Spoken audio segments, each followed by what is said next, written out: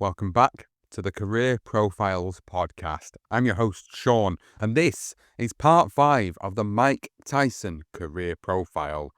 If you've been listening to the episode so far, we've covered from his very early beginnings all the way up to him winning the World Heavyweight Championship. He's now the World Heavyweight Championship as we enter part number 5, and we start to get into more of how his championship reign got on. Now, before I get into the episode, ladies and gentlemen, I just want to thank everybody that's been engaging and listening to the first 4 parts of the Tyson Career Profile. Really appreciate the support, really appreciate the comments. Continue to do that, please. It really, really does help. And a big shout out to, of course, Hassan, who's been curating these episodes together. He has done an amazing job, and that's a testament to how much detail, the level of information that is being put into these episodes, hence the reason why Tyson's Career Profile is going to be the longest one I've ever done. It's probably going to go to as many as 10 parts for one particular individual because of the level of detail that Hassan's gone into. I hope you guys can appreciate that, and I hope it isn't too long of a career profile for you, hence the reason why it is in parts and rather than 1 or 2 particular episodes, because we wanted to cover as much as possible with Mike Tyson. So where we left it in the last episode was he just beat Trevor Burbeck for the WBC heavyweight crown. He was now officially the youngest heavyweight champion of all time. And it was early on Sunday morning, before the sun came up, that Mike awoke as usual. But this time, he didn't have to force himself out of bed to jog 5 miles through the Las Vegas darkness. This morning was different. As he lay there, slowly stretching his muscles, the events of the previous night flashed through his mind like a kaleidoscope fairy tale. He suddenly realised he was not just Mike Tyson anymore. Now, he was the heavyweight champion of the world, the larger-than-life hero he always dreamt about being. It was an exhilarating feeling, a feeling to be inhaled and enjoyed. Little did Mike know that there was more to being a champion than just the money and the glory. There was celebrity to contend with, and there was the myriad of professional responsibilities that go hand in hand with the championship. Mike had been trained for stardom since he was 13 years old by his astute mentor, Costi Amato, but no one can be completely prepared for the sudden and the suffocating avalanche of personal commitments, the business proposals and other instructions on one's time that accompanies fame. The young New Yorker's private life was over, and in its place was a tight schedule of interviews, photo sessions, promotions, and civic responsibilities orchestrated by the duo of Jim Jacobs and Bill Caton. The champ was at first amused by all the attention, but soon became annoyed when he realised he couldn't even walk down the sidewalk in a major city without being accosted by crowds of hero worshippers, well-wishers, and autograph seekers. Now, this is what Mike had to say about this in his autobiography, The Undisputed Truth. He said, "All of a sudden, because I'm champion of the world, everyone expected me to be a totally together guy because of the title and what it represents. But I was just a little kid having fun, and I was lost. By the time I won the belt, I was truly a wrecked soul because I didn't have any guidance. I didn't have Cuss. I had to win the belt for Cuss." Over the next year, the hectic pace and associated mental stress in Mike's life would, at times, reach unbearable proportions, particularly in the weeks leading up to a title fight. So much so, in fact, that the strain on his nervous system would cause a small patch of hair to fall out near the front of his scalp. The bald spot would become most prominent on fight night and would fill in somewhat between fights, but it would be a full year before Mike would feel comfortable enough in his new position to relax and accept his celebrity status.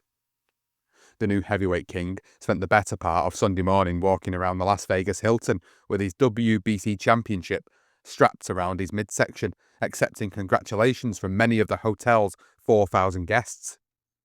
Back home in Catskill, his fellow townies were still reliving his stunning victory over Trevor Burbeck.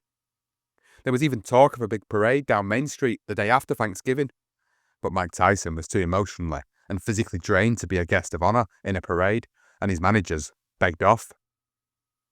Mike also said this in his autobiography: "We used to go to a dive bar in Vegas called The Landmark, across the street from the Hilton.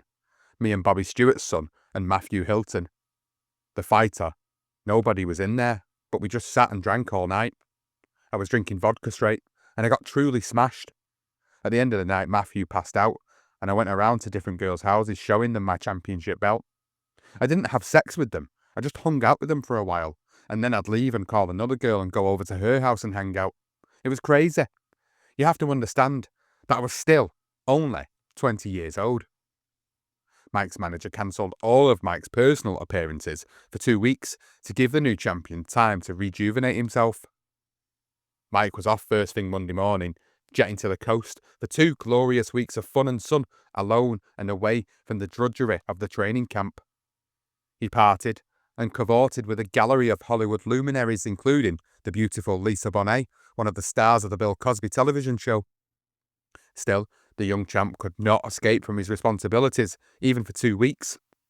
In rapid succession, he appeared on the David Letterman late-night television show and the Joan Rivers show. To Letterman, he confessed the sacrifices that a professional boxer has to make in order to be a champion. He said, "I would like to date women, but I can't give them the attention they deserve. Except Lisa Bonet. I'd make time to give her attention." He parried successfully with the irreverent Joan Rivers, queen of the nighttime comedy, when she reminded the boyish Mike that kids look up to the heavyweight champion. He replied in his soft, high-pitched voice, "I love kids. That's the best part, having kids around. That makes everything worthwhile." And to her statement that, as a kid, he was a delinquent, Mike just smiled and he said, "But I was a sweet delinquent." As a celebrity, Mike's comments now carried considerable weight. Children listened to what the heavyweight champion of the world had to say, and they followed his example. Even adults paid more attention to his advice now that he was famous. Mike expanded further on his responsibilities to the youth of the nation during an HBO interview. He said, "When you're the champion, you can't use foul language, you can't drink in public, can't smoke, can't do any of those things around kids. It shouldn't be tolerated." As the WBC champion drifted through December, unsupervised, basking in the Southern California sun, his next opponent was being selected in a faraway New York City. Originally, the WBA had scheduled a title fight between the champion, Tim Witherspoon, and former champion Tony Tubbs for December the 12th, 1986, in Madison Square Garden. 4 days before the big event was to take place, Tony Tubbs withdrew with an apparent injury. Fortunately, the dangerous James Bonecrusher Smith was in training for an upcoming fight against Mitch Green, and he gladly seized the opportunity to replace Tubbs and challenge for the title. It was a chance of a lifetime for the number 8 contender. On December the 12th, James Bonecrusher Smith stepped into the ring to meet the man who had dealt him a brutal beating only 10 months before. Determined to do the first damage this time, Smith attacked the champion from the outset. Stunningly, he dropped the lethargic Witherspoon 3 times in the first round, taking the title and winning the dubious distinction of squaring off against Mike in a WBA-WBC unification fight in early 1987. The politics of boxing once again raised its ugly head immediately after the Smith-Witherspoon fight, and for a brief time threatened to destroy the WBA-WBC unification fight between Smith and Tyson. WBA chairman Alberto Elman insisted that Smith defend his title against the WBA's number 1 contender, Tyrell Biggs, rather than Mike Tyson. When Biggs' management declined the offer, Elman opted for the next highest contender. The WBA chairman did approach the unification series in a positive manner. And after the WBC and the promoters agreed to follow all the WBA rules, including the 15-round championship distance, he agreed to Tyson as an opponent. The date and site were quickly agreed upon. The big event would take place at the Las Vegas Hilton on March 7, 1987, in a newly constructed outdoor arena located in the parking lot of the Hilton. James Bonecrusher Smith was boxing's newest Cinderella story. The WBA king was the heavyweight division's first college graduate, having earned a Bachelor of Science degree in Business Administration from Shaw University in Raleigh, North Carolina. Bonecrusher was a latecomer to the boxing ranks, having first taken up the sport in the United States Army in 1978 when he was 24 years old.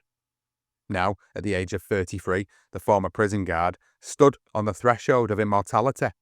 If he could get past the immovable object in Mike Tyson, he would probably be favoured to unify the title against the IBF champion in late spring. Of course, that was if he could get past Mike. The present WBA champion was a complete surprise, but at least the WBA had a champion. The IBF title holder was fading out of the picture completely, a situation that would leave the title vacant. Late in the month, HBO obtained an injunction against Michael Spinks, prohibiting him from fighting Jerry Cooney until after he had fulfilled his obligations to the heavyweight unification series. As events unfolded, however, it was obvious that the injunction was without substance. As long ago as October 2nd, Butch Lewis stated his intention of entering into a big money fight against Jerry Cooney outside the heavyweight unification series. As a pretext for taking the fight, Lewis said that Spinks would no longer compete in the series unless the WBA severed its ties with South Africa. Lewis was quoted as saying, "I will no longer associate myself with any activities with which the World Boxing Association is involved." Future events would show that Butch Lewis's statement was the epitome of hypocrisy. Butch Lewis apparently wasn't interested in a part held at all. Butch Lewis was only interested in money and how much of it he could make. His actions typified the sleazy side of the boxing world. As the new year got underway, it was business as usual for the WBC king. He spent several days in New York making a series of public service television commercials. He spent one full day filming an anti-drug commercial for the FBI and another day on a film clip for the state of New York. The 15-second promo showed the champ punching the speed bag in the gym, then turning to face the camera with the advice, "Say no to crack and live." Mike's primary thrust in civic projects was aimed at educating the youth of the country to the dangers of drugs. He spent considerable time with the kids of New York City, speaking out loudly against the perils of drugs and alcohol. This is what Mike said again in the Undisputed Truth autobiography. "My name's Mike Tyson. I'm a professional fighter, and boxing is a lonely sport. The sparring, the training, and especially the road work give me plenty of time to think. One of the things I think about most is how bad drugs are and how much they hurt people. Well, we can get rid of drugs if each of us, one by one, decides to say no. It's a small world with a big meaning. Say it. Say no to drugs." That was a public service announcement that Mike did for the Drug Enforcement Administration to be broadcast right before his first title defense in 1987. He said, "I also did PSAs for New York State. They showed me hitting a heavy bag and then turning to the camera. That's right, stay off crack so you can win. The irony of all that is while I was filming these spots, I was financing my friend Albert and his crack enterprise back in Brownsville." Honours began to pour into the Tyson household early in the year as he was voted Fighter of the Year by the Boxing Writers of America, an award he shared with undefeated featherweight champion Julio Cesar Chavez, winner of 54 straight fights, 44 of them by knockout. Tyson was also named Fighter of the Year by Ring Magazine. In this same issue, Ring Magazine previewed a possible future Tyson opponent when it named Texas heavyweight Mike Williams Boxing Prospect of the Year. The muscular Williams, a former Tyson sparring partner, sported a 9-0 professional record with 6 KOs. His most recent outing was a knockout win over James Quick Tillis. Mike's dizzying business schedule and his frequent coast-to-coast commuting came to the attention of the Catskill Daily Mail sports editor, Bill White. He said, "How do you keep your life balanced? You spend so much time in New York and LA with celebrities, and then you come back to Catskill." "I don't want to forget my roots," Mike said. "Catskill is home. That's where my family and my real friends are. I'm always aware of the bloodsuckers that are trying to latch onto celebrities. I keep my distance from them."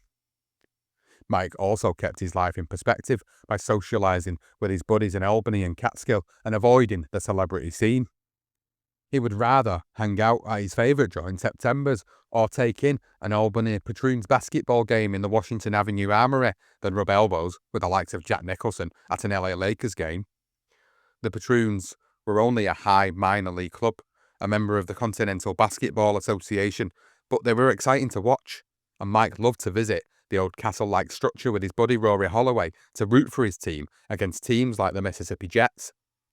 Be that as it may, the champ's life took on a surrealistic quality. His social and business activities were all consuming, and his boxing career was relegated to a minor hobby. His management team of Jim Jacobs and Bill Caton were busy laying the groundwork for Mike's financial future at the expense of his preparation for the upcoming WBC-WBA unification fight with Bonecrusher Smith. They engaged Allmeyer Communications Co. to market Mike to the public. Allmeyer's responsibilities included locating marketing and licensing opportunities related to book publishing, television, toys, games, and advertisements, evaluating the various projects and making recommendations to Jacobs and Caton, who retained the final decision making themselves. Jacobs, Caton, and the Allmeyer people were also negotiating with 3 major studios for a 2-hour television film of Mike Tyson's life. To oversee this new venture, the managers formed a new company, Real Sports Inc., which had a personal services contract with the heavyweight champion. Media exposure continued unabated in January, much to the chagrin of trainer Kevin Rooney, whose sole responsibility was to have his charge in top physical and mental condition by fight time. It was impossible to get that task under the prevailing conditions. Photograph sessions with people like the model Iman took precedence over sparring. Interviews with Life magazine correspondent Joyce Carol Oates took precious time away from Mike's gym work. Over 300 requests for interviews and photo sessions were received in the offices of Big Fights Inc. and were meticulously evaluated for media value and for economic consideration. Finally, on January the 14th, Mike attempted to go back into serious training in the gym in Catskill, but the attempt had a circus atmosphere associated with it. As champion, Mike attracted visitors to the Custy Amato gym in droves. Friends dropped by to congratulate the champ and to wish him well. Boxing fans crowded the little training camp to catch a glimpse of the king in action, and media representatives scrambled for position on a day-in, day-out basis, always pushing for one more interview or one last photo. Time magazine did a photo spread on the new champion, the session taking up most of the day. The usual assortment of directors moved in to the D'Amato Boxing Club late in the morning and immediately took over the facility. Moving around with all the paraphernalia common to a magazine camera crew, things like tripods, cameras and lights. The time group completely upset Kevin Rooney's schedule, leaving the trainer annoyed and frustrated. By the end of the day, they had accumulated numerous photos of Mike, clad in a woolen warm-up suit, working out on the heavy bag and doing floor exercises. Right on the heels of the time crew came a Japanese film crew. They were doing a TV spread on the new champion, Japan's newest hero, and they wanted to record his workouts in Cutty's old gym. Considering his growing popularity in Japan, there was a definite possibility that he might fight there in the fall and possibly against Jerry Cooney. According to inside sources, a major Japanese corporation and a large bank were willing to bankroll such a venture, and money for them was no object. Kevin Rooney was rapidly becoming disgusted with the situation in Catskill. He could not concentrate on the task at hand, that is getting the champ ready for a title fight in 6 weeks. Mike needed a lot of work. After his 6-week sojourn in Hollywood, the WBC champion came into the gym at a chubby 230 pounds, 11 pounds over his fighting weight. The sharply delineated stomach muscles that usually marked his magnificent physique were missing on January the 14th. Instead of a muscle, a noticeable layer of fat covered his midsection.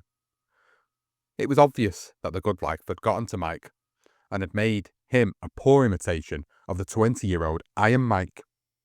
Rooney immediately put Mike under a strict training regime, working him mercilessly until the pounds of ugly fat began to melt off the champ's body.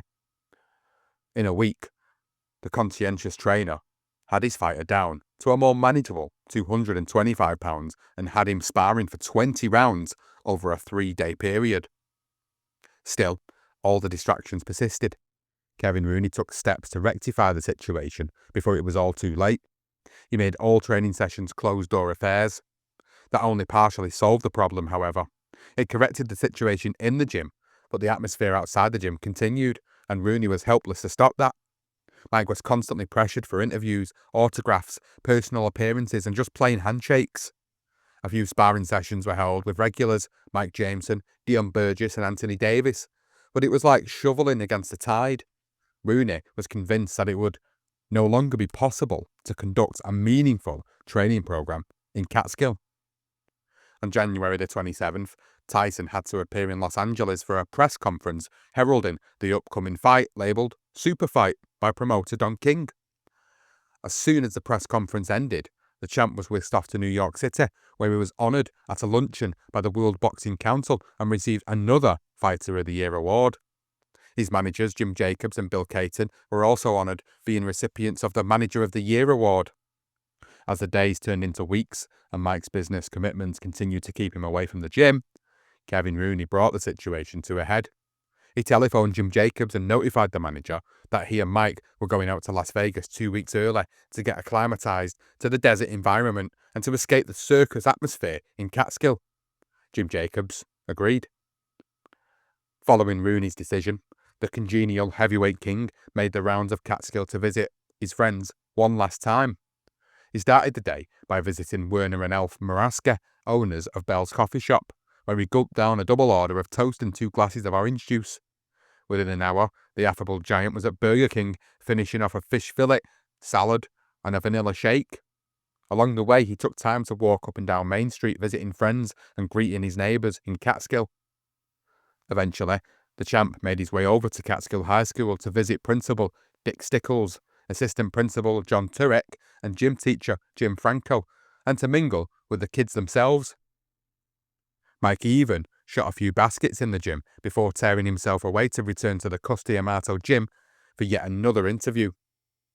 Before facing the bright lights and exposing himself to the battery of questions that constituted the media zoo, Mike confided to a friend, "I'm in a bad mood today."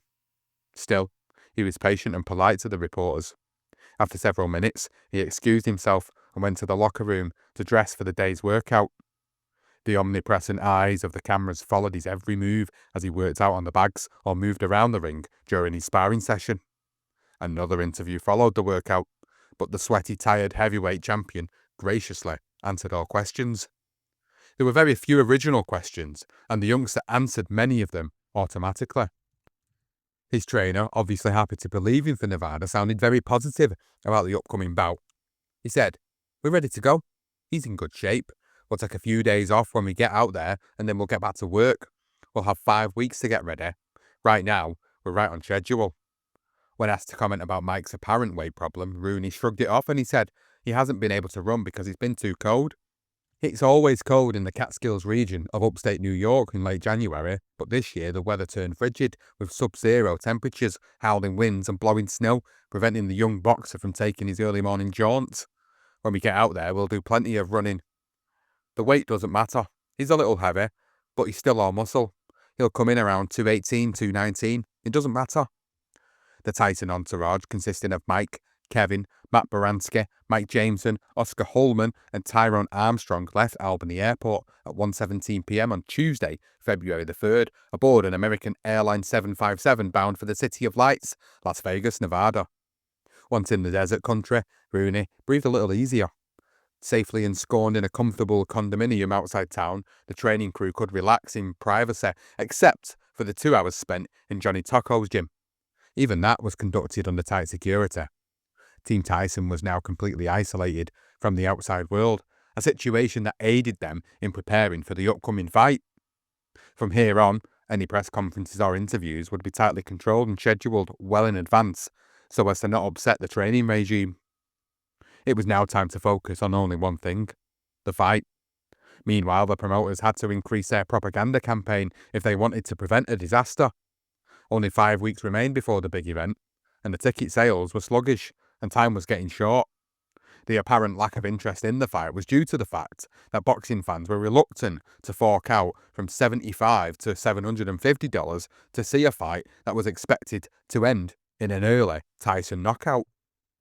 The key was to stimulate interest in the big fight, and that could only be realised if the fans envisioned Bonecrusher Smith to be a viable challenger.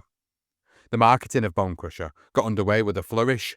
He was immediately given a substantial dose of media visibility, including guest appearances on various radio and television talk shows, as well as national sports programmes. On one such show, Sports Look, he told the host, Roy Firestone, "I believe in the most devastating puncher in the world today. Mike Tyson has never faced anyone who could put him out with one punch. If I hit Mike Tyson with my best punch, he will go out. There's no doubt about it. Mike quietly rebutted that statement to Bill White, the sports editor of the Catskill Daily Mail. He said, "I'm nervous. No, I'm not nervous. I'm excited. I'm ready and I'm confident I'll be successful.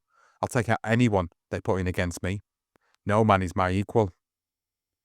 Kevin Rooney was now in his element. He had full control of Mike Tyson's everyday activities. With help from assistant manager Steve Lott and Matt Baranski, he kept a tight rein on the champ, a situation that frustrated Mike at times. He said, "I can't do anything. They watch my every move." After the daily workouts, Baranski would escort the sparring partners back to the Hilton, while Tyson, Rooney and Lott would head for the condo and an evening of rented videos. As the trio left the gym, Rooney assured the Daily Mail, "We haven't changed our game plan. We'll take no prisoners." Now that the regime had got down to the boring, repetitive drills that Mike disliked so much, but the drills that would make him rock solid, both mentally and physically, when he stepped into the ring to face a man named James Bonecrusher Smith. At 4 a.m. Monday morning, Mike climbed out of bed, donned a grey warm-up suit and stocking cap and stepped out into the cool Nevada darkness to loosen up his body with a leisurely 5-mile jog through the strangely deserted side streets of the now quiet gambling mecca. After breakfast, the young New Yorker watched a cartoon show on videotape and chatted with cutman Matt Baranski, who stopped by for an early morning visit. Baranski, an almost unknown member of the Tyson party, was one of its most valuable contributors. A lifetime boxer and trainer, Baranski was an expert at controlling cuts and reducing swelling. A cutman was something Mike had not yet needed in his amateur or professional career, a total of 72 fights, but someday the unexpected could happen. Mike could have his eye sliced open by a sharp punch or a headbutt. If that should happen, Matt Baranski's sweet science could mean the difference between winning or losing a title. The cutman is a key part of every fighter's team. If the fighter has confidence in his cutman, he will perform at a higher level in times of severe difficulty, knowing that his condition is being treated by the best man possible. On February the 26th, the International Boxing Federation made an announcement that stunned the entire boxing world. Michael Spinks had been dethroned for not signing to fight the top contender Tony Tucker. Instead, Tucker and James Buster Douglas would square off in May to crown a new champion. The man who would meet the Tyson-Smith winner in the finale of the HBO Unification series. The announcement was a big disappointment for all those associated with the tournament. HBO, Jim Jacobs and Bill Caton and Don King. Michael Spinks was a bona fide champion, and his presence lent credibility to the box-off. With him now gone, the tournament lost some of its lustre. A Tyson-Tucker fight or a Tyson-Douglas fight was nowhere near as big as a fight between Tyson and Spinks. Don King, as co-promoter of the tournament with Butch Lewis under the forum of the Dynamic Duo, said, "It's Dynamic Uno now. What Butch Lewis has done to the reputation of Michael Spinks is a tragedy." The name of Mike Tyson still made the boxing headlines around the country during February, but an old familiar name suddenly appeared on the sports pages. Former heavyweight champion George Foreman began a comeback 10 years after retiring from the ring. The 39-year-old Foreman, in his prime, was one of the most destructive punchers in boxing history. Holding the record for the highest knockout percentage in the heavyweight division with 43 knockouts in a 48-fight career, the big Texan stepped into the ring in Sacramento, California against journeyman Steve Sowski to resume his career and hopefully earn another title shot. The man who destroyed Joe Frazier in less than 2 rounds and who left Ken Norton a battered hulk drew only 5,307 fans to the Arco Arena to witness his second debut. Foreman had whittled his weight down from 320 pounds to 267 for the fight, but he was still a long way from his prime fighting weight of 227 pounds. Even so, the blubbery ex-champ was too much for Sowski, who was rescued by the referee in round 4. In a post-fight interview, Foreman, a preacher since his boxing days, stated that his primary purpose in returning to the ring was to raise funds for his favourite charity, the George Foreman Youth and Recreation Center in Houston, Texas. Another announcement that disturbed the HBO tournament officials was the news that Michael Spinks and Jerry Cooney had signed contracts for a big-money closed-circuit fight to be held in Atlantic City, New Jersey. The bout, sanctioned for 15 rounds by the New Jersey Athletic Commission, was being promoted as the People's Championship by the Gorillas Butch Lewis and his co-promoter, millionaire business tycoon, and owner of the Trump Hotel and Casino in Atlantic City, none other than Donald Trump, who was bankrolling the affair. With Michael Spinks out of the picture, managers Jim Jacobs and Bill Caton had to evaluate alternative competitors to match their young champion with throughout the remainder of 1987. With Mike fighting every 2.5 to 3 months, the Jacobs-Caton duo always tried to keep 3 bouts ahead. The planning strategy now called for Mike to defend his title against Tyrell Biggs in May, and then meet the Tucker Douglas winner in August to unify the title, then possibly fight in Japan against an unknown opponent late in the year. 2 days before the proposed super fight, a final press conference was held in the Hilton showroom.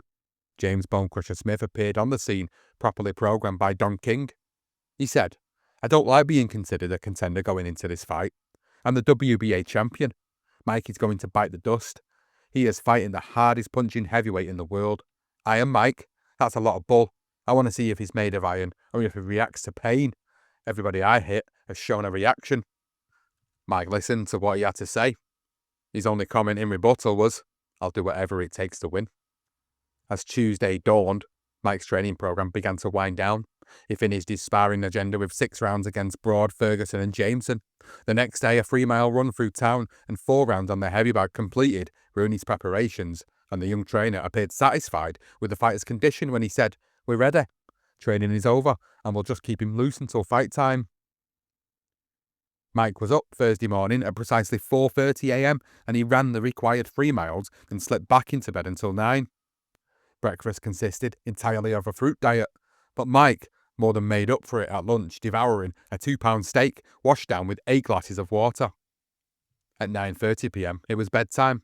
The same routine was followed both Friday and Saturday, with 2 exceptions. Mike didn't run on Saturday, but he did make 1 trip into town for the official weigh-in at 11 a.m. The WBC champion scaled a tight 219 pounds, while the big man from Magnolia, North Carolina tipped the scales at a trim 233 pounds. The next 9 hours were a time of waiting for both. Time weighs heavy on the mind, and the nervous system in the hours before a heavyweight championship fight.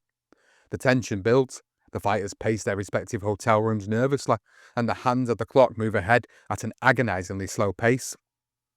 Mike was new to the celebrity game, having been the WBC heavyweight champion for little over 3 months, and the circus atmosphere in Las Vegas, combined with all the pre-fight hype, had taken its toll on the young fighter, both emotionally and physically. His frayed nerves become visible by fight time as he made his way down the centre aisle of the Hilton Outdoor Arena and climbed the steps to the ring. A bald spot had appeared on the front of his scalp, caused by a nervous disorder, according to the doctor. The same ailment caused his neck and jaw to twist grotesquely to the left at sporadic intervals. Mike's physical and emotional problems, combined with Bonecrusher Smith's sudden timidity in the presence of the WB King, resulted in one of the dullest heavyweight title fights in recent years. Bonecrusher did not come out and attack the kid from Catskill as he had promised. Instead, he kept away from Mike's potent left jabs and right uppercuts, using a pouring left jab to maintain a reasonable distance between himself and his adversary. When the WBC champion did venture inside, Smith wrapped his huge arms around the youngster, tying him up until the referee was forced to step in and separate the two. For his part, the 20-year-old slugger fell right in with Smith's tactics, showing none of the typical Tyson aggressiveness during the fight. He continually walked through Smith's ineffectual parries, but once tied up, he made no effort to free himself, being content to just lay on Smith and wait for the referee's intercedence. When he did mount an offensive, he threw only 1 punch at a time. Gone were the patented lightning-fast Tyson combinations. Gone were the punches thrown with bad intentions. In their place were lackadaisical mechanical punches executed by a man completely devoid of emotion and incentive. Bonecrusher Smith was severely criticised for his performance in the fight, but it takes 2 to tango, and Mike was an equal, albeit unintentional, collaborator to the fiasco. Iron Mike did unify the WBC and WBA titles handily, winning all 12 rounds, but his image was severely tarnished in the process. The contributing factors for Mike's poor showing were many. There were the early indications that he was overtrained, and as Kevin Rooney had said, Mike was ready to go 2 weeks before the fight, and just marked time during the final 2 weeks of preparations. Mike certainly fought like a man whose reflexes and incentives had long since passed the peak. There were also the newly experienced pressures associated with being the heavyweight champion of the world, with all their invasions of privacy and intrusions on one's time that accompany it. The final stressful incident that befell the troubled boxer occurred during the fight. An unidentified person telephoned the Hilton Hotel, threatening to kill the WBC champion. As soon as the fight ended, Hilton security personnel surrounded the fearful boxer and escorted him from the ring with the instruction to stay low. The ensuing post-fight press conference was chaotic, as Mike tried to be as inconspicuous as possible. When asked to pose for photographs with his new WBA belt, Mike declined, saying, "Someone threatened to kill me." Again, when a photographer asked Mike to stand up for a picture, the champion replied, "And get shot? I stand up and boom." Before the press conference ended, Jim Jacobs informed the massive reporters that the new WBC WBA champ would fight again on HBO on May 30th against an unnamed opponent. Jacobs had hoped to announce that Mike would meet the highly publicised Tyrell Biggs on May the 30th, but Biggs' performance on the undercard of the Tyson-Smith bout erased that possibility. Tyrell Biggs fought a tough journeyman named David Bay in a match that was supposed to give Biggs increased credibility and induce the public to clamour for a Tyson-Biggs confrontation. It failed in all respects. In fact, the Biggs-Bay fight was a near disaster. The former Olympic king inexplicably decided to stand and slug it out with the brawler from Philadelphia instead of dancing and boxing as he was trained to do. He played right into Bay's hands, and in the fourth round he took a sharp right hook to the head that opened a gaping hole over his left eye. To Biggs' credit, he was able to regroup and launch a two-fisted offense that dropped the tubby challenger to the canvas in the sixth round. The Tyson entourage left Las Vegas in force the next morning. Tyson and Rooney off for several weeks of well-earned vacation, and Jacobs back to New York to review and evaluate potential new contenders for the champ's crown. Pinklon Thomas loomed on the horizon, as did former champion Tony Tubbs, British heavyweight Frank Bruno, Italian boxer Francesco Damiani, and former Olympic boxers Tyrell Biggs, Henry Tillman, and Evander Holyfield. Of the group, Mike desperately wanted to meet Tillman and Biggs. He had to stand in their shadows during his amateur days, and he thirsted for revenge. He resented Biggs intensely because Tyrell was the fair-haired boy of the US Olympic Committee and was always treated in a royal manner. The Philadelphia fighter was a tall, handsome man with the face of a movie star and the physique of a Greek god. He was a fast, clever boxer who was made to order for the rules of amateur competition. He was given maximum media exposure in international competition in order to groom him carefully to represent the US in the 1984 Olympic Games. Mike, on the other hand, was looked upon as a street fighter by the pretentious Olympic officials. And if you remember from a previous part, Henry Tillman was that man who defeated the inexperienced Mike in the Olympic trials in 1984, preventing the Catskill teenager from realising one of his childhood dreams. Mike never forgot that humiliation. Mike was destined to meet Tyrell Biggs in the near future, but the chances of a return match with Henry Tillman were exceedingly remote. Tillman was a cruiserweight, and not a world-class cruiserweight at that. He did get off to a fast start in the professional ranks, winning the NABF cruiserweight title in less than 18 months by knocking out Bashiru Ali in the first round in Las Vegas on the 22nd of April 1986. He subsequently lost the title to smoking Bert Cooper in his first title defense the following June. After racking up 4 more victories, the California fighter tried to recapture his past glory by winning the WBA cruiserweight belt from his old friend, Evander Holyfield, in a February bout in Reno, Nevada. It was a no contest from the start. The talented Holyfield made Tillman his 14th consecutive victim and 10th knockout victim in a convincing manner. The classic champion staggered his Olympic buddy in every round, flooring him in the second. Tillman demonstrated great courage, but the rapidly improving Holyfield had the heavier artillery. In the 7th round, Carlos Padilla stopped the carnage after Holyfield dropped Tillman to the canvas for the 3rd time. Tillman would probably never fight Mike, but the impressive Holyfield loomed as a definite threat to the heavyweight champion, perhaps in 1988 or 1989. Mike and Kevin Rooney spent several weeks basking in the sun and unwinding from the pressure cooker of a Las Vegas championship fight. They would have to return to ring war soon enough to get ready for the next title defence against the dangerous Thomas. But for 14 glorious days, Kevin Rooney and his family lounged around the snow, white sands of the Bahamas, while Mike alternated his time between New York and Los Angeles. As a guest on the Today Show, Mike told an amused Brian Gumbel, "I'm still a kid, and I don't know what I want to do with the rest of my life when I grow up." While Mike and Kevin were taking it easy, it was business as usual in the offices of Big Fight Inc. Jacobs and Caton were trying to lure the former champion Larry Holmes out of retirement. Negotiations continued unabated for 3 days, but ended in failure when Holmes' demands became unreasonable. The Eastern entrepreneur demanded $500,000 up front and another $3.5 million after the fight, plus a percentage of the gate. Caton wanted to get Holmes in the ring to add luster to Mike's record. "Larry Holmes is a highly skilled fighter," he said. "He would make the fight very competitive." But $4 million plus was way too much to pay for luster. Mike rolled into Catskill one weekend, just long enough to indulge himself in 2 new automobiles. A chauffeur-driven 1987 Rolls-Royce and a sleek 1987 Jaguar. Then he was off again, back to Hollywood to hang out with his entertainment buddies. It was there that the young champion's life made a sudden and irreversible change. During dinner with friends one evening, the Catskill boxer was captivated by a young female patron nearby, an ivory-skinned beauty named Robin Givens. Mike imposed on comedian John Horn to introduce him to Robin, and from the first moment he met her, the champion was lost, bitten by the love bug, and it was a fatal bite. And this is what Mike had to say in his autobiography. "I called my friend John Horn in LA, and he called Robin's agent, and we set up a dinner in LA when I got back to the States. I went with my friend Rory Holloway, an old friend from Catskill. We met at Le Dome, a nice restaurant on Sunset Boulevard. I was always like then. I thought that everybody should wait for me. But I should have known things weren't going to work out when I walked into the restaurant and Robin was sitting there with her sister, her mother, and a publicist. But I felt a strong sexual vibe from her, some sort of chemistry. She says that later that night the two of us were alone, and that I fell asleep on her lap and drooled on her. I guess that's the way to win a woman over, drool on her."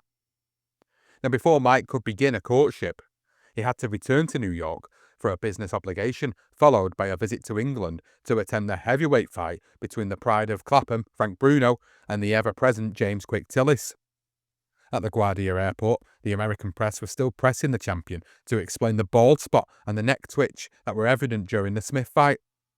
Jim Jacobs' explanation, obviously the party line, was that the bald spot was a result of a mistake by a Las Vegas barber, and the neck twitch was just Mike's way of loosening up. Funny, Mike never loosened up that way before.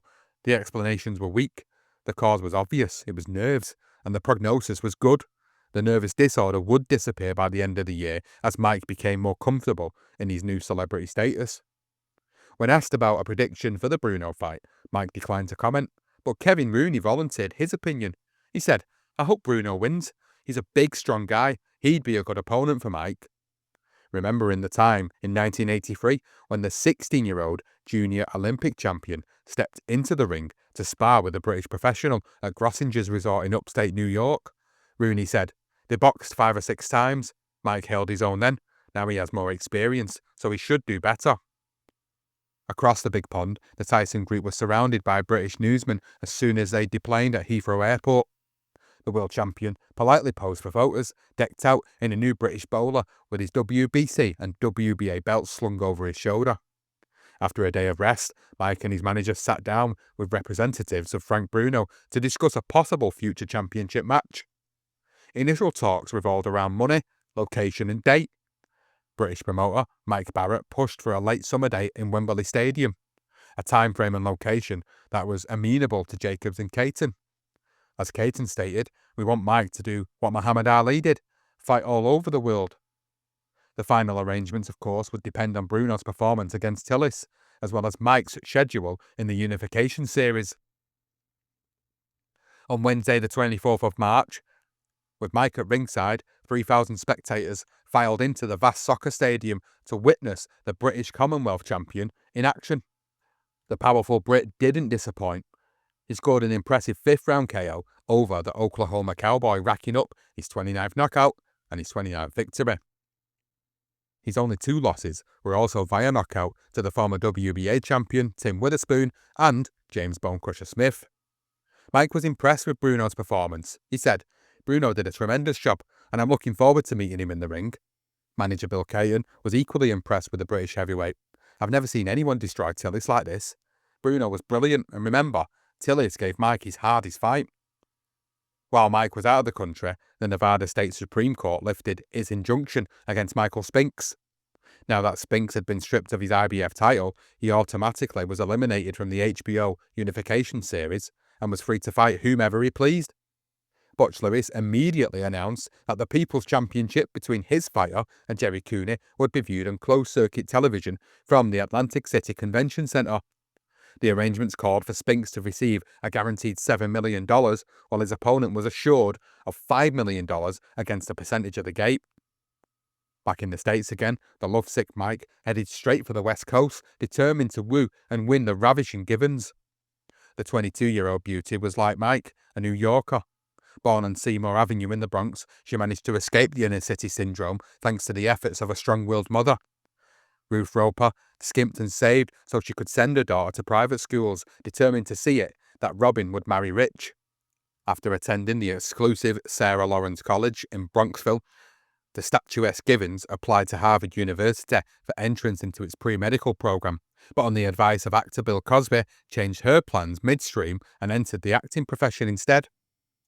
The Givens-Tyson relationship got off to a stormy beginning, mutual attraction being intercepted by frequent heated arguments. Mike Tyson had been a conqueror of women throughout his early life, and he was used to pursuing a woman until she succumbed to his charm and his advances. Then, having won the prize, he would discard of her and move on in search of another challenge. In Robin Givens, Mike more than met his match. Givens wasn't a starry-eyed teeny bopper in pursuit of local athletic heroes. She was a strong-willed, well-educated, confident individual whose goal in life was to be famous and wealthy. She had associated with celebrities for years and had dated such well-known personalities like Eddie Murphy and basketball superstar Michael Jordan. She wasn't overly impressed with the heavyweight boxing champion of the world. She enjoyed being in Mike's company, but she was not a hero worshipper and didn't fawn over the champ like his usual female companions did. Many times when the refined Givens resisted his will, Mike would go into a tirade, often resulting in a physical punching match between the two. At one point in the relationship, the champ presented Robin with a 4-carat diamond, which he coyly referred to as a friendship ring. Within weeks, Robin returned the ring following another one of their domestic wars. The Tyson-Givens duo was the entertainment world's new odd couple. Mike, the tattooed Brooklyn street thug, and Givens, the refined beauty from Scarsdale, were 180 degrees out of phase with each other culturally. Yet, strangely enough, they also seemed to complement each other. They had many common interests: a sense of humour, the love of music, the need for close family ties, and the value of a career. In their differences, they tried to teach each other love and respect. The street kid imparted his wisdom on positive thinking, a strong work ethic, and a love of children, and for her part, Robin instructed Mike in culture, financial management, and the value of publicity to one's career. It was a strange, stormy relationship that should have ended as soon as it began. Unfortunately, the two protagonists yielded to lust and would be married on February the 7th, 1988. The marriage would end 1 year later on Valentine's Day, after 12 months of what Robin told Barbara Walters during a televised interview was pure hell. It was pure hell on both their parts, but the beginning of the marriage seemed to be idyllic. Robin and Mike spent the Easter weekend in Catskill, quietly enjoying the upstate New York scenery and solitude. Mike taught Robin how to shoot pool in the upstairs bedroom, and he introduced his new girl to his family of pigeons in the front yard, even letting her hold them and pet them. And he displayed his beautiful girlfriend to all his friends in town. Robin took time to get to know Camille over the weekend, impressing the older woman with her manners and her charm. Mike's life became a whirlwind of activity following his demolition of the WBA king, Bonecrusher Smith. The demands on his personal time became much greater, with hundreds of offers pouring into the headquarters of Big Fights Inc. Even so, the new heavyweight king had made more time for himself as champion. In the old days of Custy Amato and the Catskill Boxing Club, Mike trained 7 days a week in preparation for his bi-weekly bouts. As champion, he was limited to 4 or 5 title defences a year, requiring a maximum total training time of 30 weeks. The remaining 22 to 28 weeks were divided between business commitment and vacation time. Mike Tyson, the heavyweight champion of the world, had an excess of free time to enjoy himself and an unlimited amount of money to indulge his every whim. But once he had become infatuated with the bewitching young actress, much of Mike's free time was spent in the air between New York and California. Early one spring day, the champ received a phone call from Jim Bouton, a former major league pitcher with the New York Yankees and author of the controversial baseball expose Ball 4. Bouton was now a member of the board of directors of the Young Adult Institute, an agency that served mentally retarded and developmentally disabled young adults in New York City. He was looking for a celebrity who would devote not only his name, but also his time to the forgotten individuals. He found the perfect person in Mike Tyson. The former Brooklyn street urchin knew what it was like to be underprivileged and emotionally handicapped. And he approached the project as he would a fight. He waded in with both fists flying, determined to help the kids single-handed. These young adults wanted to make a useful life for themselves, but they needed help, the kind of help that Mike could give. Members that were disabled, but not to the point of having to be institutionalized, they could support themselves if given the opportunity. Jim Bouton and the other volunteers were trying to purchase private brownstone homes in the city to house the young adults in a supervised dormitory-style environment, giving these people a chance to experience a normal, dignified life. Mike contributed his name to the Institute to raise funds to support their programs. But he didn't just do that, he did much more. He also contributed his time, spending several days with Jim in New York, visiting one of the brownstones, working with the young adults and playing games with them. His visits were dutifully recorded by several news organisations, including ABC, HBO, and Don King and Mike Tyson Productions. The residents of the Institute were thrilled to be in the presence of the heavyweight champion. The heavyweight champion sought to help the less fortunate wherever he was, visiting disabled children in Atlantic City, feeding homeless people in Cleveland, and handing out truckloads of turkeys to poor people on Thanksgiving in Cleveland, and marching in parades and soliciting financial support for charitable causes in New York. The idyllic nights of March soon gave way to the rainy spring days of April, and soon it was time to go back to the gym and prepare for another title defence. Mike's extended social life had taken a bigger toll on his body this time than before the Smith fight. He reported to Rooney weighing a blubbery 237 pounds, which was 21 pounds over his best fighting weight. The layer of fat that covered his midsection when he began training in January had turned into a noticeable paunch this time and hung grotesquely over the top of his trunks. Mike's life in the fishbowl made it difficult for him to concentrate on his work. He went into training for Pinklon Thomas on Thursday, April the 16th, with some light gym work. The following Tuesday, the Gramercy gym was ablaze with floodlights as Mike worked on one of his many television commercials. This won a 30-second shot for Kodak. The actual shooting took 7.5 hours to complete as the champ was photographed going through his normal paces, such as shadow boxing and jumping rope. The training session was cancelled again on Wednesday to allow Mike to travel to New York City to attend a press conference for the upcoming fight. And on Thursday, a Japanese film crew moved back into the dingy gym to film a television special on the young heavyweight sensation. Life in the fishbowl was hectic and occasionally nerve-wracking. Even Robin Givens came east for a visit. Mike sent a stretch limo to New York to meet her at the airport and escorted back to the Ewald house. She spent the following day at the gym watching the champ in action.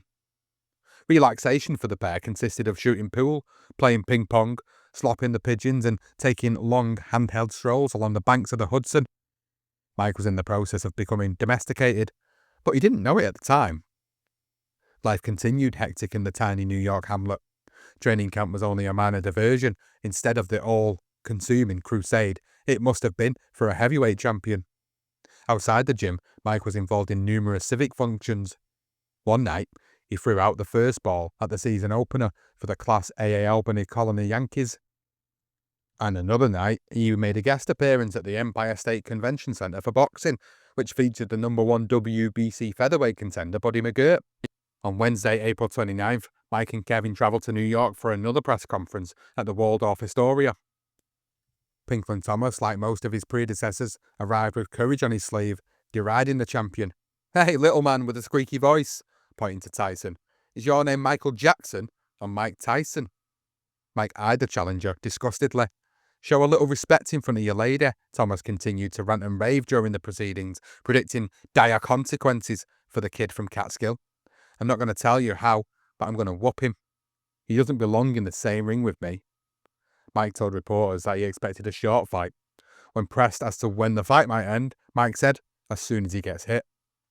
The following week, 2,000 miles west of Catskill, the eyes of boxing were focused on Las Vegas, Nevada for what would turn out to be the boxing event of 1987. It was the highly publicised match between the undisputed middleweight champion, Marvelous Marvin Hagler, and the charismatic challenger, Sugar Ray Leonard. This was the richest fight of all time, as thousands of boxing fans crammed into theatres and arenas all over the country, paying an estimated $60 million to watch the Sugarman, with a record of 34-1 with 22 knockouts, attempt to wrest the middleweight crown from the head of the awesome champion, whose record was an imposing 62-3-2 with 52 KOs. Marvin Hagler was a heavy favourite. Not only was Leonard moving up in weight class, but he'd been relatively inactive in recent years, having fought only once since retiring in 1982 with a detached retina. Another important fight, at least from Mike's point of view, took place several weeks later. Former Olympic teammate Evander Holyfield took on Ricky Parkey for the IBF Cruiserweight title. Holyfield, the WBA junior heavyweight champion at 15-0 with 11 KOs, had ambitions of moving up to the heavyweight division in 1988 and eventually challenging Mike for the big crown. His performance against Parkey only added to his reputation as a possible future heavyweight contender. The action was head-to-head for 2 rounds, but in round 3, the powerful Holyfield dropped the tough Parkey twice to end the fight and annex the IBF crown. Next, it was Mike's turn. May the 30th arrived almost without notice. The day before the fight, the champion was surrounded by a crowd of yelling, screaming fans as he pushed his way into the Hilton for the official weigh-in ceremony. It was a new experience for the 20-year-old hero. He was mobbed by fans wherever he went: New York, LA, Brooklyn, even Catskill. But he was learning to deal with it and to accept it as a price for the fame. He said, "I prefer to be alone, but it's no problem. They don't mean any harm. It's not like they're trying to assassinate me. I'd probably do the same thing if I saw Mickey Mantle on the street." The champion, seeking his 30th victory, watched the balance beam stop at 218 3/4 pounds as dozens of flashbulbs popped, recording the event for posterity. The challenger came in a pound lighter. Angelo Dundee, Pinklon Thomas's trainer, tried to unsettle the New York youngster by announcing that he had a hidden camera in Johnny Tocco's gym and that he'd recorded Mike's training sessions. He said, "Tyson is vulnerable. He was off balance. Pinklon can and will beat him." Kevin Rooney, openly amused by Dundee's statements, retorted, "If they had a hidden camera watching Mike Tyson sparring, then Thomas wouldn't show up for the fight." Mike was equally unimpressed. He said, "I don't recall Angelo ever scoring a knockout." The heavyweight king was looking forward to this match with great anticipation. After his lacklustre performance against Bonecrusher Smith, Mike was determined to make amends against Thomas. He said, "He's a very worthy opponent. I was looking forward to this fight, even before I was champion. This is a fight in which I'm going to prove I'm the best fighter in the world." The 6'3" Thomas, out of Pontiac, Michigan, was considered by many experts to be the cream of the crop, the best heavyweight in the world outside of Mike. He boasted a 29-1-1 professional record and had scored 24 knockouts over a 10-year career. The big heavyweight was at one time the WBC champion, having taken the title from Tim Witherspoon on a 12-round decision. He subsequently defended his crown with an impressive 8th-round KO of hard-punching Mike Weaver, but relinquished the crown to a smiling Jamaican, Trevor Berbick, on a 12-round decision on March 22nd, 1986. Now it was revenge time for Pinklon Thomas, time to reclaim the crown. But first, he had to destroy the man who stood between him and his objective, Iron Mike Tyson, or the baddest man on the planet, as Mike likes to call himself. Thomas promised he would challenge Mike on a man-on-man basis, and he said, "I'll be there. You won't have to look for me, and I'll throw the first punch." Saturday, May the 30th arrived. Another fight night. Another sellout crowd of 12,000 people surrounded the ring in the parking lot of the Las Vegas Hilton. The desert air was stifling, with the temperature approaching the 90-degree mark by the time Tyson and Thomas entered the ring at approximately 10:45 p.m. Eastern Daylight Time. Thomas desperately wanted his title back. Mike wanted to obliterate the memory of the Bonecrusher affair. Mike had the greater incentive. The champion from upstate New York attacked the taller fighter ferociously in round 1, intent on ending the brawl quickly and decisively. He stunned the challenger with a two-fisted attack early in the round. A left hook to the head hurt the Michigan fighter, and Mike quickly followed with 2 more damaging hooks. It was a blazing start for the newly crowned champion, and he continued his non-stop rampage in the second minute of the fight. It was obvious that Mike was hell-bent on complete destruction of his more experienced foe. Pinklon Thomas tried to fight back in centre ring, but his feeble jabs and hooks were ineffective against the Tyson onslaught. Mike literally overpowered him. As the round drew to a close, a big left hook by Mike, thrown out of a crouch, staggered the confused ex-champion, and a following right drove him into the ropes. In the final 30 seconds, a 15 to 20 punch barrage by the 20-year-old Catskill native had Thomas on the brink, but failed to put the rugged heavyweight away. Although it was a big round for the champion, it was to Thomas's credit that he survived a frantic 3-minute attack. Thomas was a tough, experienced heavyweight who had never been knocked off his feet as a professional. He had a granite chin, a chin that had absorbed some mighty blows from the best of the heavyweights during his 10 years in the ring, and he showed that side of his character to young Tyson in round 1. As round 2 progressed, the fight slowed noticeably. Mike, realising that his opponent was not going to cave in at the first opportunity, and mindful of the oppressive desert heat that beat down intensely on the exposed ring, he decided to conserve his energy and wait for an opening. Thomas, after seeing Mike's aggressive tactics in round 1, also changed his fight plan. He chose to keep away from Mike's heavy artillery, tying his man up whenever the two came to close quarters. As the rounds ticked away, the tempo of the fight seemed to swing slowly towards the challenger, Pinklon Thomas. But that was only so much smoke. Actually, Mike could feel his adversary tiring, and he was determined to press the advantage in round 6. Kevin Rooney implored his young charge to return to the basics. Go to the body hard. But the kid from Brownsville could smell the end coming. Give me one more round. The patient champion stalked his man for the first minute of the round. Then, as the two fighters lay on each other's shoulders, the final act began to unfold. Mike initiated the Ode 8-2, as laid out by Custy Amato. A right hook sank deep into the challenger's ribcage. At the same instant, the champ took one step back and to the side and unleashed a lightning-like right uppercut that drove Thomas's head skyward. Seconds later, a sizzling left hook found Thomas' unprotected chin, knocking him back on his heels. A follow-up right put the Michigan heavyweight on Queer Street. Now, it was just a matter of time. A vicious 15-punch assault, led by left hooks and right uppercuts, ensued. Thomas stumbled backwards, eyes glazed, hands hanging helplessly at his side. A final left hook crashed into his jaw, putting the courageous challenger on his back for the 10 count. It was an impressive performance by the young king of the heavyweights, more so against a man who had fought the biggest bombers in the division and had never been off his feet. After the fight, an excited Mike said, "I knew from watching his previous fights that he tended to get tired around the 7th round. I had seen him gasping for air." In the other bout of the evening, Tony TNT Tucker became the new IBF heavyweight champion by knocking out James Buster Douglas in the 10th round of a scheduled 15-rounder. Tucker, fighting out of Houston, Texas, ran his undefeated scheme to 34 straight wins with his 30th knockout, as he disposed of Douglas, who was a 4-1 underdog with a furious flurry to the left that left the Ohio heavyweight defenseless on the ropes. The final fight of the HBO Unification series was now a reality. WBA, WBC king Mike Tyson and IBF champion Tony Tucker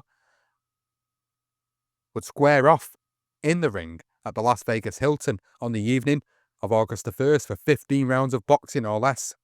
The winner would be the proud owner and now sole owner of all 3 belts and would be the undisputed heavyweight champion of the world. Mike was sure to be an overwhelming favourite to own all of those belts when the sun rose on August 2nd. Time would tell if that scenario would become a reality. There were many interested observers at the fight, but none more personally involved than Jerry Cooney and Michael Spinks.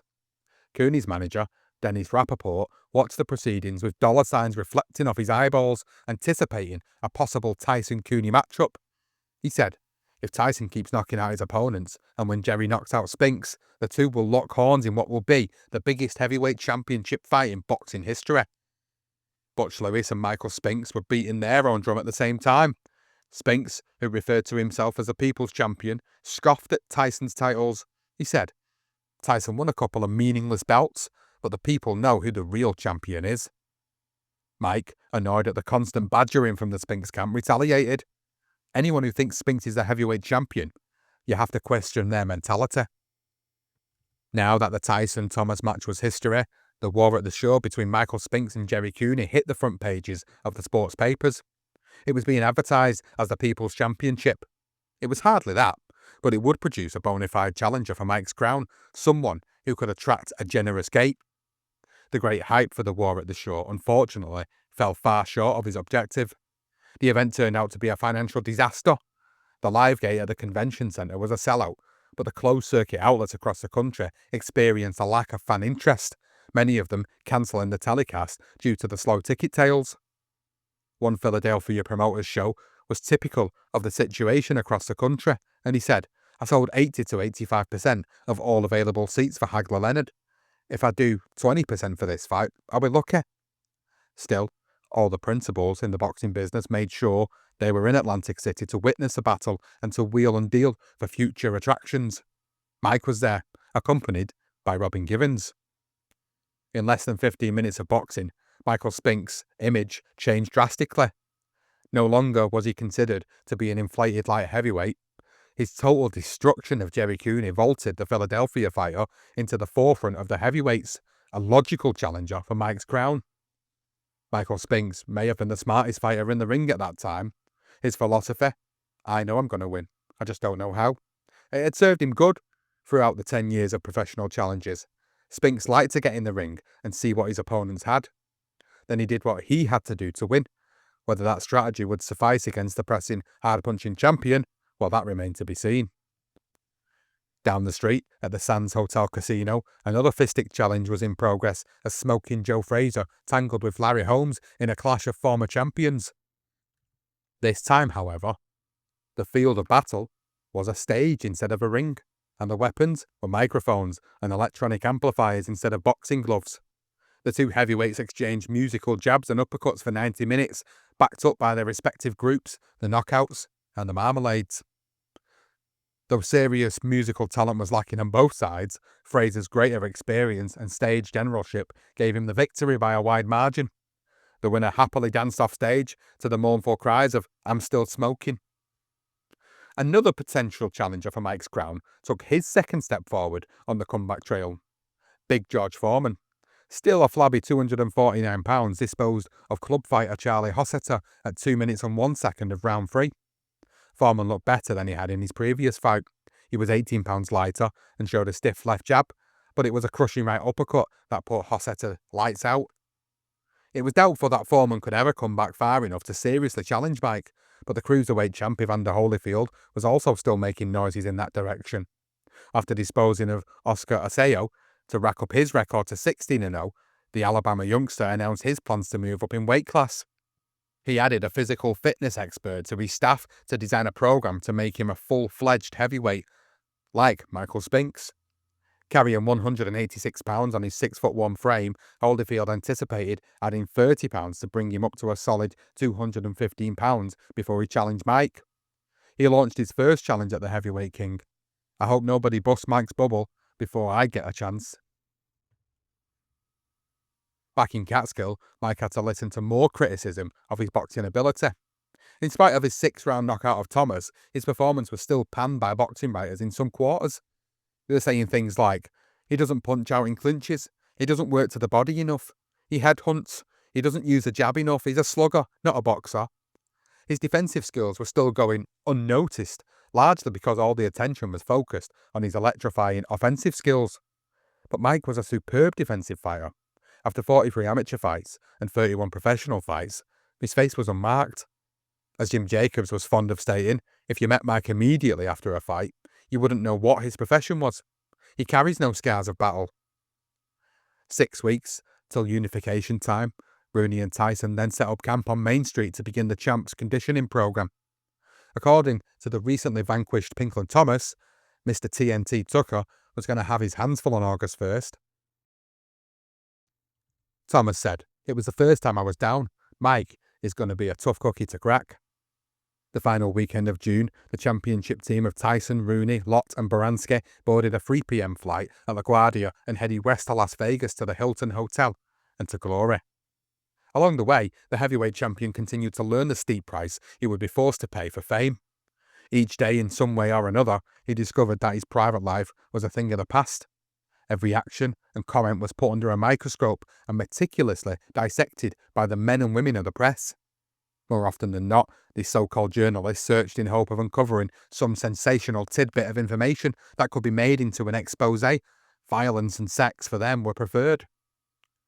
Before starting his final training program in Vegas, the kid from Catskill paid one last visit to his girlfriend in Hollywood. He and Robin Givens attended a rock concert at the Greek Theatre, where they were entertained by Run DMC and the Beastie Boys.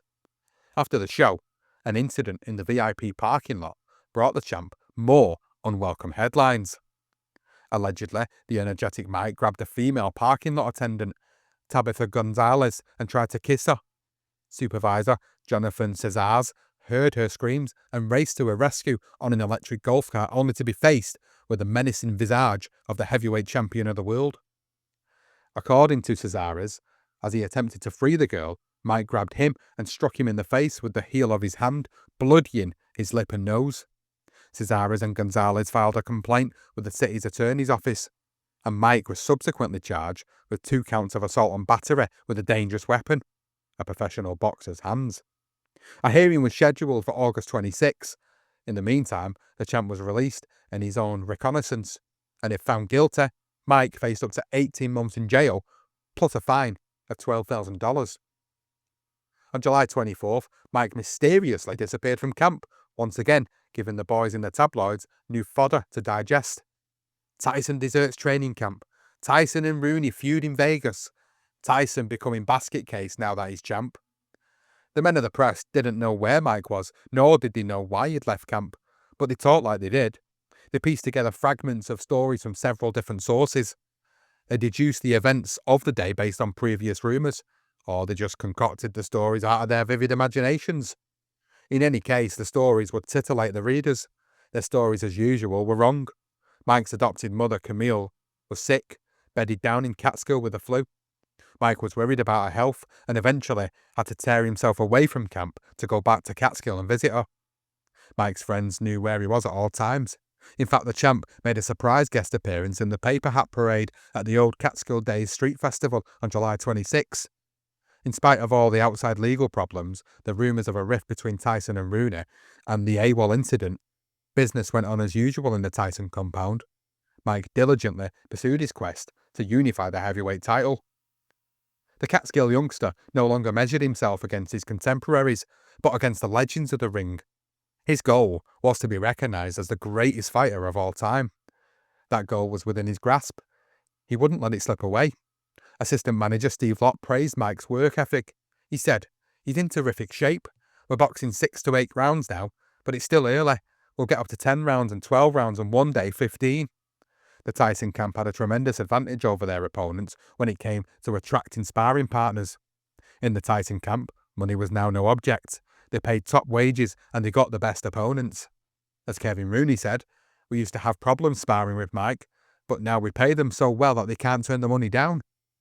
The workouts were intense, and the sparring sessions with such willing opponents as James Broad, Oscar Holman and Anthony Witherspoon were shockingly violent, as attested to by the ugly red welts that decorated the bodies of the champ's adversaries. "You get in there and it's war at the gym," said Holman. He was a journeyman heavyweight with a 13-7-1 record, but he certainly knew what it was like to be in there with Tyson. At a different time of the day, in the same city, in the same gym, IBF champion Tony Tucker was busy preparing himself for the trial to come. The 6'5", 221-pound Tucker was a determined fighter. Sporting an undefeated 35-0 record, embellished with 30 knockouts, he wasn't to be taken lightly. He was strong, mobile and confident. 3 traits that spell winner, and he was a champion. As the days wound down, the rumour mill got quieter and the interest centred around the fight itself. Mike's manager reiterated the champ's strategy for the fight, saying it's the same as it always has been. Attack at the sound of the bell. The rhetoric emanating from Tucker's camp prior to the fight was low-key compared to previous Tyson opponents.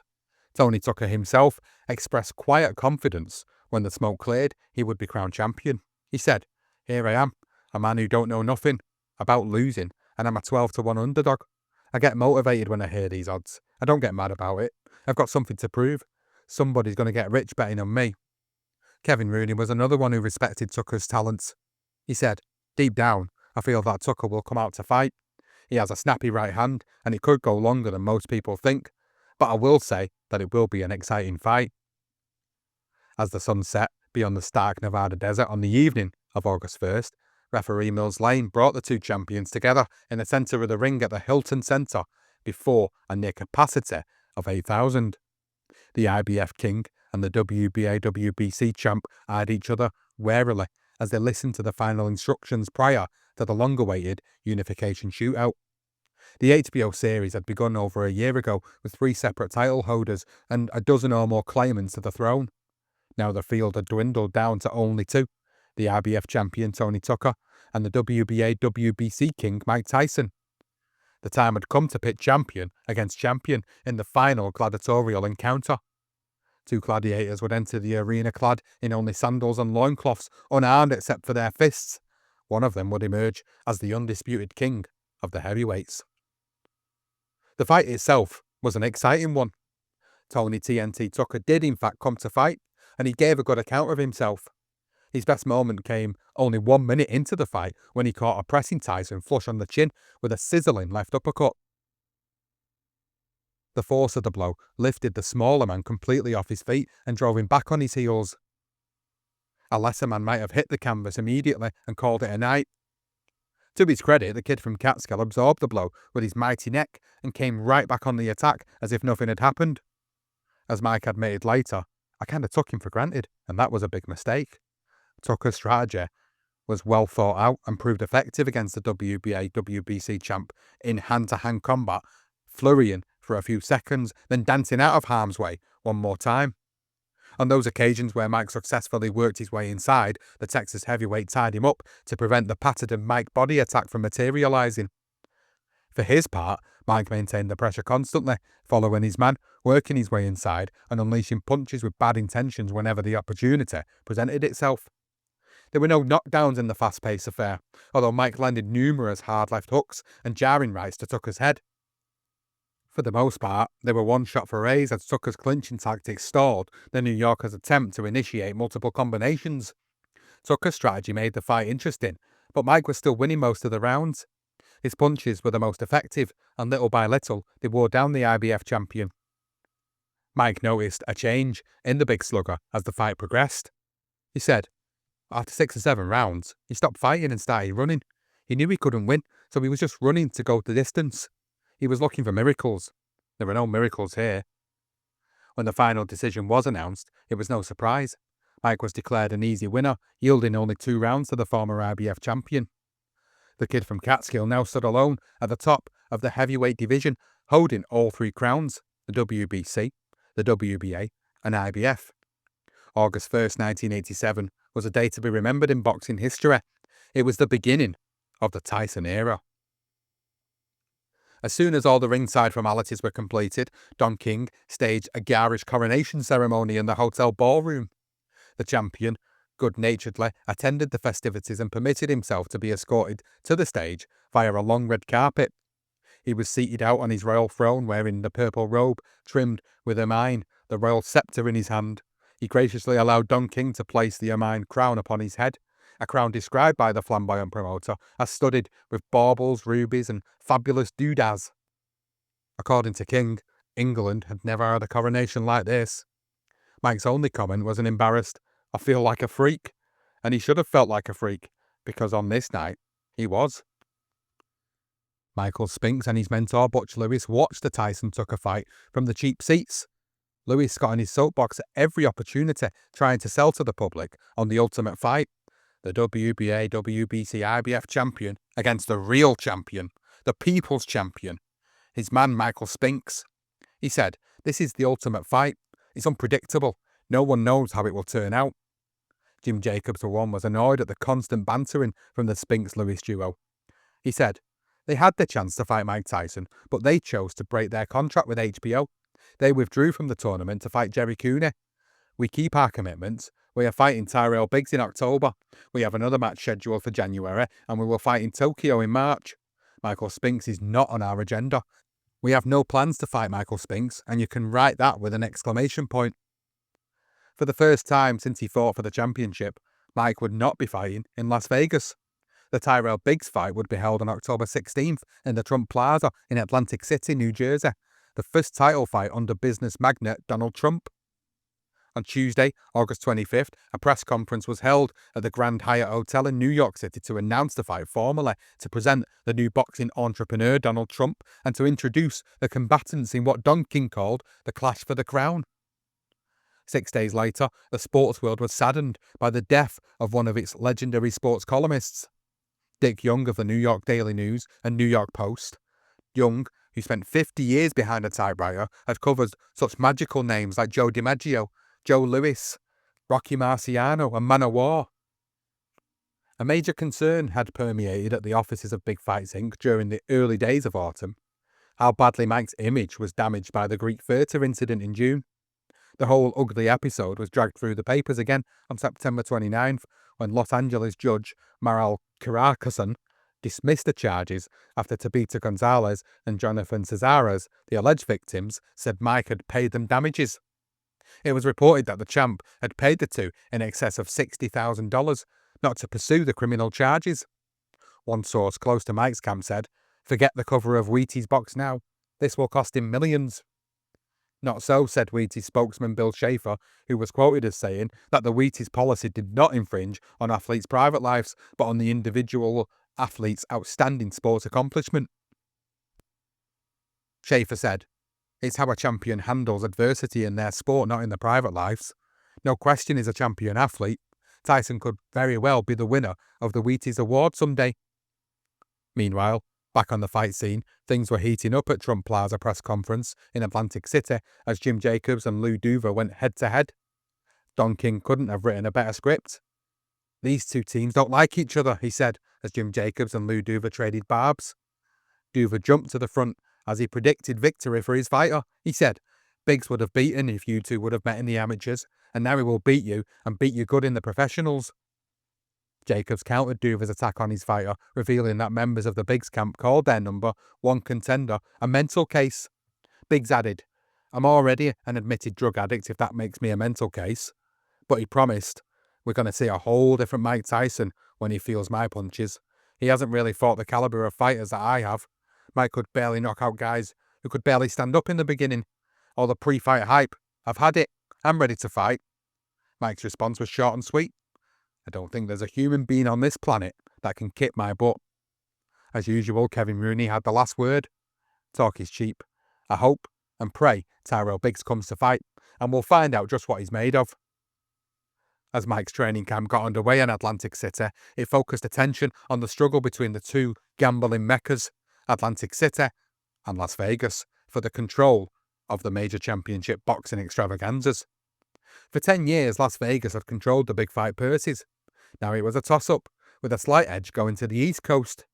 The sudden shift in location came about with the arrival of millionaire business magnate Donald Trump on the scene. Trump, a self-made tycoon from New York City, purchased land adjacent to the 20,000-seat Atlantic City Convention Center in 1986. There, he constructed the magnificent 39-story Trump Hotel and Casino. And there, he threw his hat in the ring to attract major boxing events to the city, because boxing fans are reputed for being notorious gamblers, and more important, gamblers that lose big.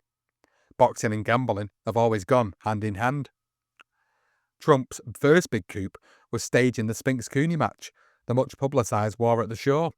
And although the fight was a major disaster for the closed-circuit TV business, it was a financial success for Donald Trump and Atlantic City. The convention centre was a complete sellout, and the boxing crowd dropped millions at the tables. Now Trump had cornered the popular Tyson-Biggs confrontation, and he was determined to use this match as a launching pad from which to attract more such events in the future. Trump and the Jacobs-Caton duo got along well together. They trusted each other and enjoyed their business relationship. Donald Trump hoped that such a feeling of mutual respect would allow him to stage many more Tyson fights in the years to come.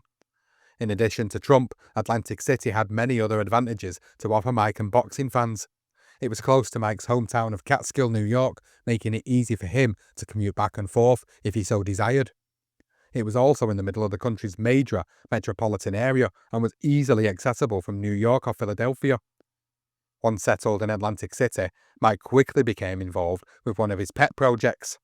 He visited a local hospital for disabled children to be with the kids, to give them hope, and to bring smiles to their faces. He said, "When I see them, I feel so bad for them, and I realise that I really shouldn't complain about things like I do, or take things for granted. And I say, damn, I don't have any problems like them. No one has problems like they do." The nurses smiled as they watched the heavyweight champion of the world, dressed in a grey warm-up suit, sitting on the hospital floor, playing with the kids, holding them and hugging them. It's just a picture that you can't imagine. The baddest man on the planet, the heavyweight assassin, gently distributing love and affection to those less fortunate than he. Mike Tyson, the fighter, stepped into the ring with only one thought in his mind: to physically destroy his opponent, to hurt him and make him quit. But Mike Tyson, the man, was concerned about the underprivileged and disabled people in the world, particularly the children. He committed his private life to helping those children wherever and however he could. The Tyson team this time around included several new sparring partners: Glenn McCrory, Melvin Epps, James Quick Tillis, and young Oliver McCall. McCall was a strapping 6'2", 227-pound heavyweight whose 11-1 professional record and outspoken personality had intrigued Tyson and Jacobs. The two had seen McCall when they had attended the Edwin Chapo Rosario match. McCall KO'd Richard Scott on the undercard that night, and following his knockout he raced over to the side of the ring where Tyson was sitting and yelled at him, "I'll whip you too. You're next." 3 weeks later, Jim Jacobs invited McCall to Atlantic City. McCall in fact caused some consternation in the Tyson camp. The 22-year-old Chicago boxer known as the Atomic Bull sparred 22 rounds with the champ, landing some good punches along the way. 1 week before the fight, he caught the champ flush on the nose with the right hook, splattering blood all over the ring and turning Mike's grey warm-up to a bright crimson. The cocky McCall immediately corralled the reporters, being his own best PR man. "I'm going to get Mike Tyson. I can beat both Tyson and Spinks in the same month." Tillis, Epps, McCrory and McCall prepared the champ well for the big fight, showing him good hand speed and excellent lateral movement. Kevin Rooney was impressed with Mike's conditioning, as evidenced by the muscle tone in the champ's stomach. He appeared to be in better shape for this fight than any of his previous title matches. Pointing to the 6 protruding stomach muscles that Robin Givens fondly called his washboard, Rooney noted, "It's about there. You can see 'em." The intensity in the champ's training camp continued right up until the last day. All was well with Team Tyson, except for the venomous sounds emanating from the Biggs camp. Headlines abounded nationwide as the bad blood between the camps simmered and boiled. Don King and co-promoter Donald Trump drooled at the verbal conflict between Jacobs and Duva. Publicity of a hostile nature could only ensure a blockbuster gate on fight night. Poor Lou Duva should have followed Mike's career more closely, as any good manager would. If he had, he would have known that whenever Mike was verbally assaulted and insulted prior to a match, he entered the ring in a fit of rage and proceeded to dismember the opponent as the mood suited him. In Marvis Fraser's case, he destroyed the challenger in just 30 seconds flat. When Mitch Green derided the Catskill boxer, however, Mike punished the Bronx Bully for full 10 rounds, choosing to administer a severe beating to him rather than knock him out. It was certain that Duva's remarks and insults would bowl ill for his fighter. Based on past performances, the only question was whether Mike could choose to take his revenge quickly or would rather ration out painfully over a number of rounds before applying the coup de grace. After the press conference, Mike was whisked away to a local studio to film a promo for the upcoming fight. All part of the Don King razzle-dazzle for the Clash for the Crown, shown in a gymnasium setting. A confident Mike faced the camera. He said, "Hi, I'm Mike Tyson. One day, I'd like to be associated with boxing greats like John L. Sullivan, Rocky Marciano and Joe Louis. Names like Tyrell Biggs I have no use for. So on Friday, October 16th, I'm going to the Trump Plaza with bad intentions to put Tyrell Biggs in his proper place in boxing history. Great amateur career, Olympic gold medalist, and got creamed by Mike Tyson. Mike spent the last 2 days lounging around the boardwalk and the hotel. He strolled through the casino amidst a sea of well-wishers. "Good luck, son," said one old gentleman. "Would you sign this, please?" asked another. The young champion approached his public with the aplomb of a veteran. 12 months in the spotlight had taught Mike how to relax amid all the fanfare, how to mingle with his fans on a one-on-one basis, and how to deal with the constant media attention that dogged his footsteps. He was now a major celebrity, and his time was in constant demand, but he was in control. He could deal with the pressures and the public attention like a true champion.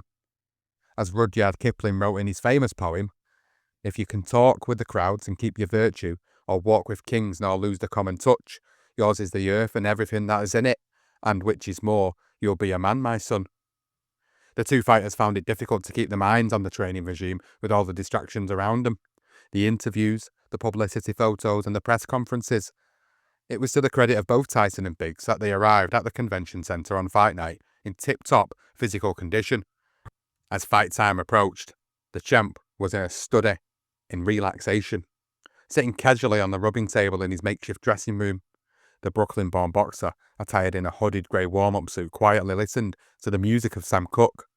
He nonchalantly kicked his legs back and forth to the strains of "You Send Me."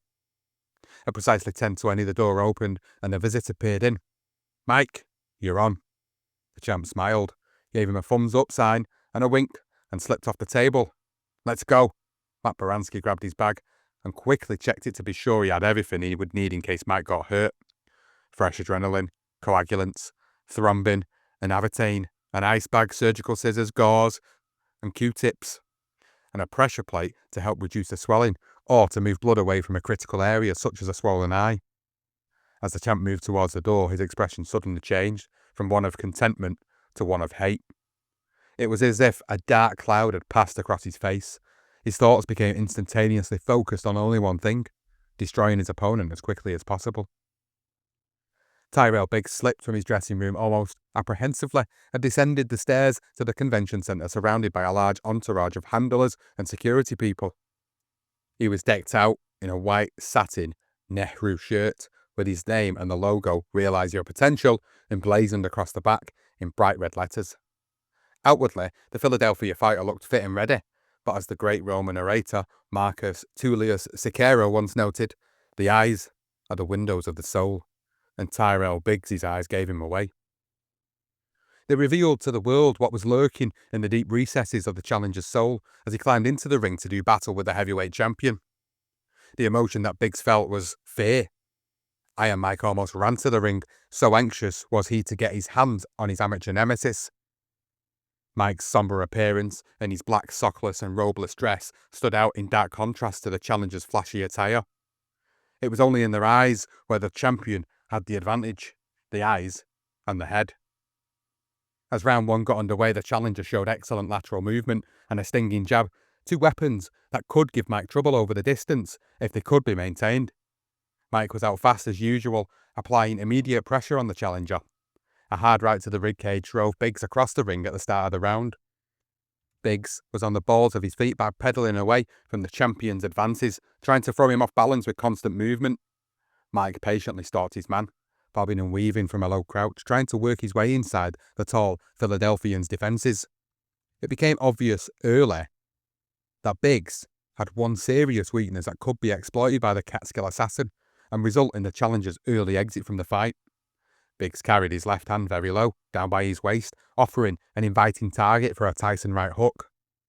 Biggs kept his man at bay successfully throughout the early part of the round, with his side-to-side manoeuvres and his ability to stay at long range and not allow Mike to trap him on the ropes.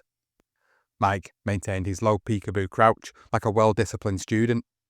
A stinging right cross brought blood from Biggs' mouth as the round neared an end.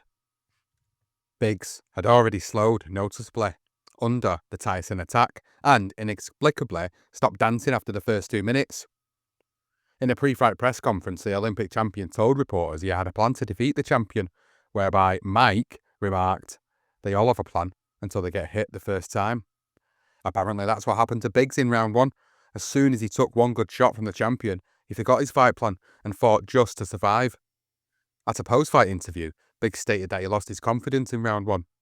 The truth is that he never had any confidence. It was the one chink in his athletic armour, a weakness that haunted him throughout his career. The big man had plenty of heart and an abundance of talent, but he lacked the confidence necessary to become a champion. Heart allows a person to absorb tremendous punishment to survive, but confidence is that special trait that makes a person a winner. When you know you're going to win, you will do whatever it takes to win.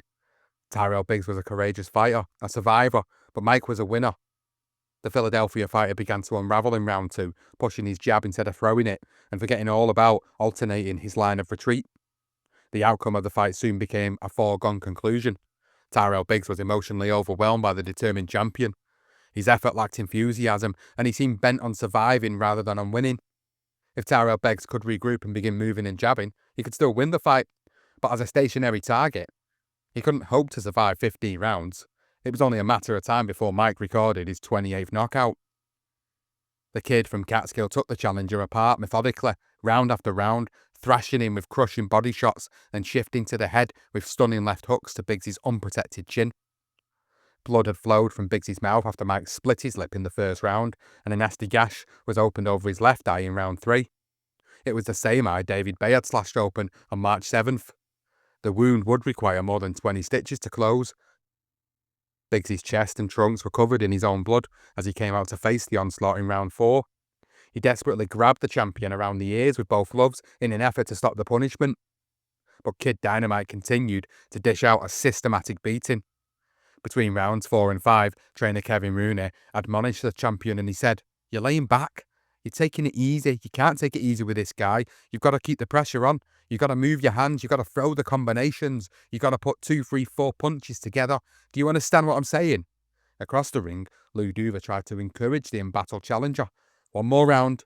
He won't be there, baby." Both fighter and trainer knew the emptiness of that statement. Mike started the 5th round by walking straight across the ring and unloading a thunderous right to the side of Biggs' head, buckling the big man's knees. Duva was still inside the ring when the punch landed.